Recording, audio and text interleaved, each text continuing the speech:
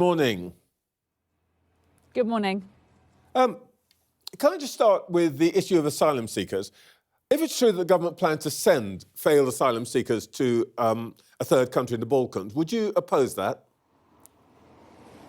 Sorry, I couldn't quite hear that question. Can you repeat that? I was asking you, if it is true that the government plans to send failed asylum seekers to somewhere in the Balkans, would you oppose that plan? Well, we haven't seen the details of any kind of plan like that. We Liberal Democrats have always said that people who are fleeing war and persecution should have the ability to apply to come to the UK through a safe and legal route. But what's clear is that we used to have returns agreements in place to return people to the first country that they entered. That was scrapped under the Conservatives. And so if the government is going to bring forward any proposals to reintroduce something of that kind, then clearly we will scrutinise it when it comes forward. But clearly we need to look at the details of which particular countries they're talking about and under what circumstances. But as a matter of broad principle, these would be failed asylum seekers, and presumably the aim is not to have to put them up in hotels at some vast cost every year. Well, it is an absolute scandal that under the last Conservative government, so many people were stuck clogged up in the asylum process, and that it's been at enormous cost to the taxpayer, putting people in hotels in the UK. So clearly we'll look at other options. We need to see the plans that the government's going to bring forward, and we'll scrutinise them in detail. But as I say, we haven't yet heard anything from the government about having safe and legal routes to reduce the number of people that would be applying to come here in the first place. And we would like to see that as part of a broader package. All right, well, you've heard this week what the government wants to do on welfare benefits. Do you support their proposal to reduce the welfare benefit bill?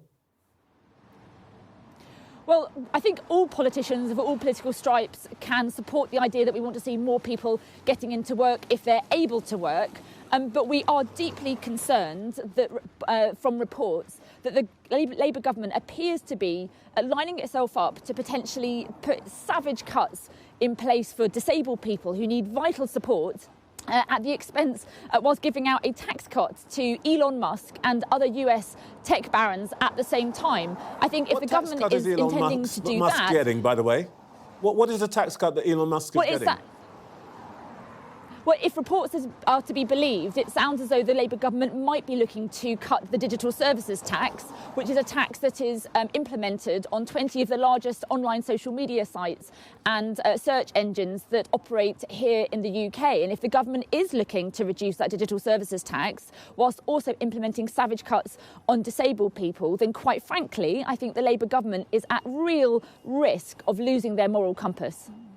Yeah, but the digital services tax, as I understand it, actually from the OBR, who we hear from a lot on this programme, will raise less than £1 billion a year. I mean, it's not really that significant. It's not like they're going to increase Elon Musk's wealth to a degree that he would notice it. So let's just come back to the actual point, which is, do you think that their proposals to reduce welfare benefits were right and necessary? She's got to raise, we think, something like £10 billion each year, and that she can do that from taxes, from borrowing, or from cuts.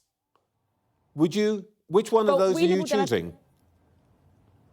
Well, we Liberal Democrats have said that there are alternative levers that the government can pull. There are these big tech companies, there are the big banks, there are the big gaming companies, all of whom are making billions of pounds in profits. And it would be possible to increase taxes on those big corporations, which wouldn't make a huge difference to them, as you said yourself, but would raise vital amounts of money to put our public services back on their feet. At the same time, we also need to grow our economy. And we haven't seen any plan from this government to genuinely grow our economy. We Liberal Democrats have said that actually we think the government should be renegotiating the trade deal we have with the EU to get rid of the red tape, unleash the potential of our small businesses who can trade more easily with Europe. That would boost growth, and we can raise revenue from these big corporations as well.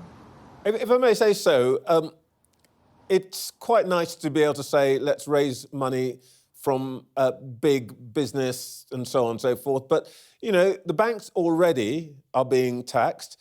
Businesses are paying extra on national insurance. There's a tax on gaming companies, a special tax on them. There are windfall taxes on energy companies. What's a new tax that the Liberal Democrats want to whack on businesses? Well, on the big banks, for example, we've simply said that we would reverse the tax cut that the Conservatives gave to the big banks and reverse the bank levy to the 2015 level. So it's a level of tax that the big banks have paid before, and we wouldn't be going above that. On the digital services tax, at the moment it's only 2%, a 2% tax, one of the lowest digital services taxes that exists around the world. Some other countries have it as high as 7.5%. We think it could be increased to up to 10%. It still wouldn't have a massive impact from 2% on the profits to of these 10%. big US tech giants, but it would raise it. Yes, and that would be a way of almost completely funding the increase in our defence spending. It would raise billions of pounds in money that, as you say and others would recognise, would not be a huge imposition on those massive US tech companies that are making billions of pounds in profits. But it would raise that vital money for our public services. Those are the choices that we Liberal Democrats would make. So your position would be there is a hole to be filled. We're not going to fill it by cutting public expenditure or sacking civil servants or cutting benefits. We're not going to borrow more, but what we are going to do is to quintuple the tax levels on big tech companies. That's going to do it. Well, as I say, there are a number of different ways in which you could raise additional revenue. We've pointed to reversing the Conservatives' tax cut for the big banks. We've talked about increasing the tech tax on the big 20 US tech firms. We've talked about increasing remote gaming duty. We've also talked about reforming capital gains tax in a way that is much fairer than the way the Labour government has done it, and in a way that would raise a lot more money from the 0.1% richest people. So there are many ways in which the government could be looking to raise additional revenue through taxing those people who, with very broad shoulders, who can afford to pay more without putting taxes on families that are really struggling with the cost of living, or on small businesses that are struggling with the cost of business as well. OK, I don't have a view about this, but I just want to give you the chance to deal with the point. You've mentioned Elon Musk, I think, 3 times already. Have the Liberal Democrats got it in for Elon Musk because he called your leader a snivelling cretin?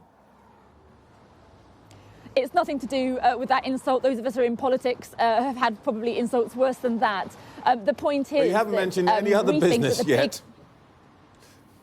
Well, I'm happy to mention Zuckerberg and Jeff Bezos as well, if you like. But the point remains, we have these 20 really large tech companies. In many respects, we think that they are causing huge damage to young children through their failure to properly self-regulate on their social media sites. But we do also recognise that Elon Musk is an ally of Donald Trump and is a supporter of him. And we think that strategically and politically, if we need to increase our defence spending in this country, which we support, and we Liberal Democrats have called for increased spending on defence, we have suggested that one of the ways that you could increase spending on defence would be to increase this digital services tax, because obviously some of these allies are supporting Donald Trump, and we Liberal Democrats are keen to stand up to Donald Trump and make sure we stand up for Britain's interests and for European security.